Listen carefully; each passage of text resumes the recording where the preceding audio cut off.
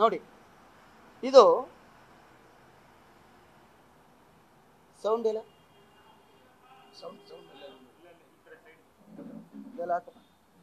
ನಾನು ಹೇಳಿರೋ ಮಾತನ್ನೇ ಅವ್ರ ತಂದೆನೂ ಕೂಡ ಮಂತ್ರಿ ಆಗಿದ್ರು. ಅಂತವ್ರನ್ನ ಇದು ಒಂದೇ ಜಾತಿಯ ಪಕ್ಷವಲ್ಲ, ಜಾತ್ಯತೀತವಾದಂತಹ ಪಕ್ಷ ಅನ್ನುವಂತ ತೀರ್ಮಾನದಿಂದ ಇವತ್ತು ಸುರೇಶ್ ಬಾಬುರವ್ರನ್ನ ನಮ್ಮ ಪಕ್ಷದ JDS ನಾಯಕನನ್ನಾಗಿ ರಾಷ್ಟ್ರೀಯ ಮತ್ತು ರಾಜ್ಯದ ಮತ್ತೆಲ್ಲ ಮುಖಂಡರುಗಳು ಶಾಸಕರು ಸೇರಿ ಬಾಬಣ್ಣರವ್ರನ್ನ ಇವತ್ತು ಪಕ್ಷವನ್ನ ಕಟ್ಟಬೇಕು ಅಂತ ಹೇಳಿ ತೀರ್ಮಾನವನ್ನ ಮಾಡಿ ಆಯ್ಕೆ ಮಾಡಿದ್ದಾರೆ ತಿಳಿಸಿರೋದು. ಇಷ್ಟೊಂದು ಸಂಖ್ಯೆಯಲ್ಲಿ ಸೇರಿದ್ದೀರ.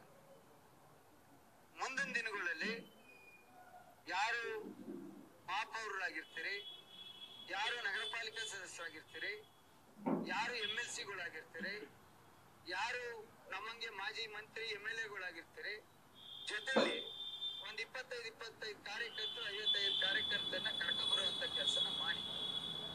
ಆಗ ಇನ್ನು ಪಕ್ಷಕ್ಕೆ ಹೆಚ್ಚು ಜವಾಬ್ದಾರಿ ಸಿಗುವಂತದ್ದಾಗುತ್ತೆ, ಶಕ್ತಿ ಬರುವಂತಾಗುತ್ತೆ ಎನ್ನುವಂತ ಮಾತನ್ನ ಈ ಸಂದರ್ಭದಲ್ಲಿ ಹೇಳಿ, ಈ ಸಭೆ ಮುಗಿದು ಮೈಸೂರಿನಲ್ಲಿ ರ್ಯಾಲಿ ಮುಗಿದ ತಕ್ಷಣ ಇನ್ನೂ ಒಂದಿದೆ, ಬೆಂಗಳೂರಿಂದ ಮೈಸೂರು ತನಕ ನಿಖಿಲ್ ರವರ ನೇತೃತ್ವದಲ್ಲಿ ಮೈಸೂರು ಜಿಲ್ಲೆನಲ್ಲಿ ಒಂದೊಂದು ಕಾನ್ಸ್ಟಿಟ್ಯೂನ್ಸಿಯಲ್ಲಿ 25 ಸಾವಿರ ಜನರನ್ನ ಕಾರ್ಯಕರ್ತರನ್ನ ಮಾಡುವಂತ ಕೆಲಸನ ಅವರ ನೇತೃತ್ವದಲ್ಲಿ, ನಮ್ಮೆಲ್ಲ ಶಾಸಕರು ಮಾಜಿ ಶಾಸಕರ ನೇತೃತ್ವದಲ್ಲಿ, ಕಾರ್ಯಕರ್ತರ ಮುಖಂಡರ ನೇತೃತ್ವದಲ್ಲಿ ಮೈಸೂರು ಜಿಲ್ಲೆನ ಜವಾಬ್ದಾರಿಯನ್ನ ನಿಖಿಲ್ ರವರ ನೇತೃತ್ವದಲ್ಲಿ ನಾನೇ ತೆಗೆದುಕೊತೀನಿ. 25 ಸಾವಿರ ಕಡ್ಡಾಯವಾಗಿ ಆಗಬೇಕು. ಇದು ನಿಮ್ಮೆಲ್ಲರಲ್ಲಿ ಮನವಿ. ಆಕ್ಟಿವ್ ಯಾರು ಮತ್ತೆ ಕಾರ್ಯಕರ್ತರು ಯಾರು ಅದ್ರ ಪಟ್ಟಿ ಇರಬೇಕು. ನಾವು ಯಾವುದೇ ಮಾಹಿತಿಯನ್ನ ಕೊಟ್ರೆ ಅವ್ರೆಲ್ರಿಗೂ ತಲುಪಿಸುವಂತ ಕೆಲಸ ಆಗ್ಬೇಕು. ಇದನ್ನ ಮುಂದಿನ ದಿನಗಳಲ್ಲಿ ಮಾಡೋಣ. ಜವಾಬ್ದಾರಿಗಳನ್ನು ಅಷ್ಟೇ, ವಿಸಿಟಿಂಗ್ ಕಾರ್ಡ್ಗೋಸ್ಕರ ನಾನು ಅಧ್ಯಕ್ಷ, ನಾನು ಉಪಾಧ್ಯಕ್ಷ, ನಾನು ಪ್ರಧಾನ ಕಾರ್ಯದರ್ಶಿ ಅಷ್ಟೇನೇ ಇಲ್ಲ. ಬೈಕೊಂಡ್ರು ಪರವಾಗಿಲ್ಲ, ನನ್ನ 3 ಸತಿ MLA ಮಾಡೋರೆ, ಮಂತ್ರಿ ಮಾಡೋರೆ, ಇದಕ್ಕಿಂತ ನಾನು ಹೆಚ್ಚಾಗಲ್ಲ. ನಾನೇನು ಹೆಚ್ಚಾಗಿ ತಾಕೆಡ್ಸ್ಕೊಳ್ಳಲ್ಲ. ಅನೇಕರು ಬೈಕೋತಾ ಇರ್ತಾರೆ, ನಾನು ಪ್ರೀತಿಸ್ತಾ ಇರ್ತಾರೆ. ನಾನು ನಿಷ್ಪಕ್ಷಪಾತವಾಗಿ ಹೇಳ್ತೀನಿ, ಯಾರು ಕೆಲಸ ಮಾಡ್ತಾರೆ ಅವ್ರಿಗೆ ಜವಾಬ್ದಾರಿ ಕೊಡ್ಸೋದಿ ಸರ್. ವಿಸಿಟಿಂಗ್ ಕಾರ್ಡ್ ಇಲ್ಲ. ಇದನ್ನ ನಾವೆಲ್ಲರೂ ಸೇರಿ ಒಟ್ಟಾರೆ ಪಾರ್ಟಿ ಕಟ್ಟುವಂತ ಕೆಲಸನ ಮಾಡೋಣ ಅನ್ನುವಂತ ಮಾತನ್ನ ಈ ಸಂದರ್ಭದಲ್ಲಿ ಹೇಳ್ತೀನಿ. ಯಾವಾಗ ಹೇಳಿದ್ದೀನಿ B ಫಾರಂ ನಾನು ಕೊಡ್ತೀನಿ ಅಂತ? ಯಾಕೆ ಜನರನ್ನ ದಿಕ್ ತಪ್ಪಿಸ್ತೀರಿ?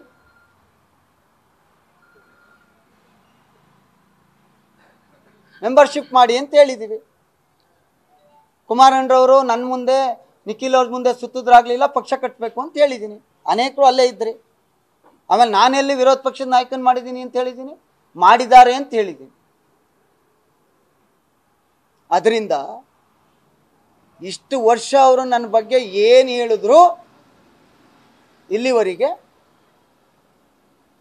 ನಾನು ರಿಯಾಕ್ಷನ್ ಮಾಡಿರಲಿಲ್ಲ. ಈಗಲೂ ಅವರನ್ನ ಕೈ ಮುಗಿದು ಪ್ರಾರ್ಥನೆ ಮಾಡ್ತಾ ಇದ್ದೀನಿ.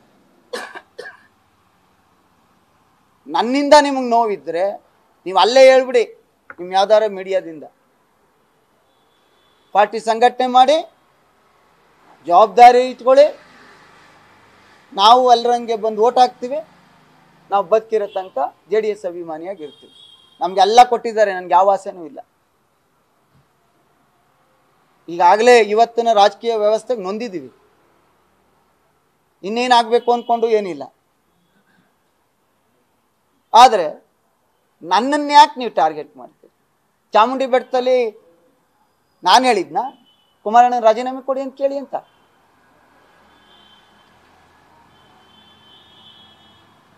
ನಾನು ಯಾವುದು ಸುಳ್ಳು ಹೇಳಲ್ಲ.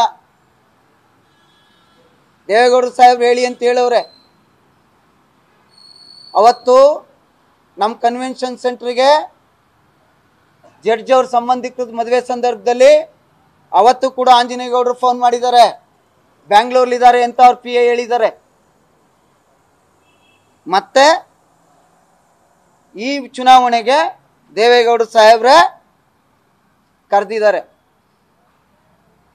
ಅವರೇ ಹೇಳ್ತಾರೆ ಪಿ ಎ ಬ್ಯುಸಿ ಇದ್ದಾರೆ ಸರ್, ವಾಪಸ್ ಮಾಡಿಸ್ತೀನಿ ಅಂತ ಹೇಳಿದ್ದಾರೆ, ಮತ್ತೆ ಮಾಡಿಸಿಲ್ಲ. ಕಾಲ್ ಡೀಟೇಲ್ಸ್ ಇರಲ್ವಾ? ಅದರಿಂದ ನಿಮ್ಮ ಮೂಲಕ ನಾನು ಮನವಿ ಮಾಡೋದು, ನನ್ನನ್ನು ದೂರಬೇಡಿ. ನಾವು ಯಾವುದಕ್ಕೂ ಇದು ಹೊಣೆ ಅಲ್ಲ. ಪಕ್ಷ ಕಟ್ಟ ಕೆಲಸ ಮಾಡ್ತಾ ಇದ್ವಿ.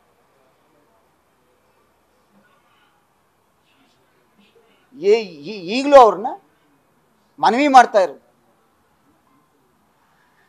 ಆಮೇಲೆ ಸಿಂಗ್ಯುಲರ್ ಆಗೆಲ್ಲ ಮಾತಾಡಿದ್ರೆ, ನಾನು 35 ವರ್ಷ ರಾಜಕಾರಣದಲ್ಲಿ ಇದ್ದೀನಿ. ನನಗೆ ಸಂಸ್ಕಾರ ಇದೆ. ಸಾರ್ವಜನಿಕವಾಗಿ ಮಾತಾಡೋದಕ್ಕೂ ವೈಯಕ್ತಿಕವಾಗಿ ಕರೆದು ಹೋಗೋಬಾರ ಅನ್ನೋದಕ್ಕೂ ವ್ಯತ್ಯಾಸ. ಇಷ್ಟು ನಿಮ್ಮ ಮೂಲಕ ಮನವಿ ಮಾಡಿ, ನನಗೂ ಗೊತ್ತಿರಲಿಲ್ಲ. ಆಮೇಲೆ ಇದು ಸಂದರ್ಭ ಅಲ್ಲ, ಇದು ಸಂದರ್ಭ ಅಲ್ಲ. ಈಗಾಗಲೇ ರಾಜ್ಯದ ರಾಷ್ಟ್ರದ ನಾಯಕರು, ನಮ್ಮ ಕಾರ್ಯಕರ್ತರು ಸ್ವಲ್ಪ ನೋವಲ್ಲಿದ್ದಾರೆ. ಈ ಸಂದರ್ಭದಲ್ಲಿ ಅವೆಲ್ಲ ನಮ್ಮ ಮರೆತು ಪಕ್ಷಕ್ಕೆ ಏನಾಗಬೇಕು ನೋಡೋಣ.